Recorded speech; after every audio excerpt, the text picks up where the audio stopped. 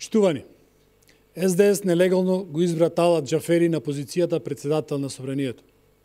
СДС покажа дека е подготвен да ги покази и волјата на народот и уставот и националните и државни интереси.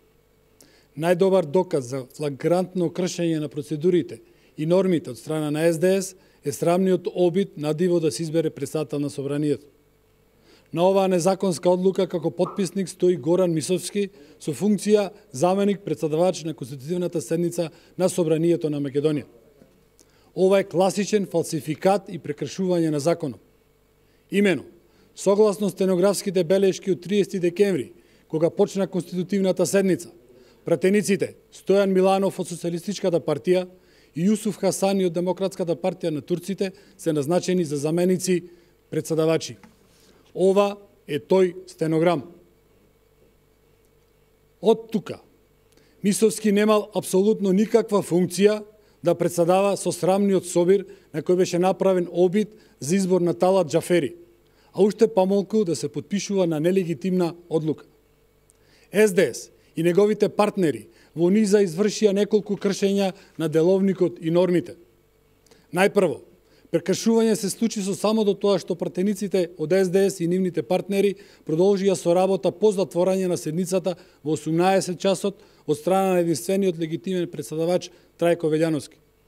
Потоа следеше ново прекршување со нелегитимниот избор на Мухич, а потоа и Горан Мисовски за председавачи спротивно на нормите и процедурите. СДС го невозможи највисокото демократско парламентарно право, правото на дискусија на пратениците. СДС го прескокна формирањето на Комисијата за избор и именување, со што спречи истата да предложи и други кандидати за председател на Собрание. СДС го погази правото на пратениците да соберат потписи и да предложат и други кандидати за председател на Собранието. На крај, без никакво пребројување на гласовите и на присутните, без никаков стенограм и ангажман на стручните служби, СДС нелегално се обиде да се избере председател на Собрание.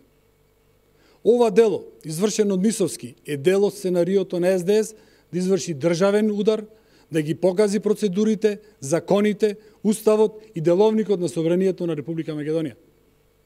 Овој криминал, Мисовски и СДС, го направија со цел да отпочнат што побрзо да реализираат тиранската платформа и да отпочнат што побрзо да ги исплаќаат политичките фактури за кои се уценети. Криминалите кои СДС ги направи не застаруваат и нема ништо да ги спаси од одговорност.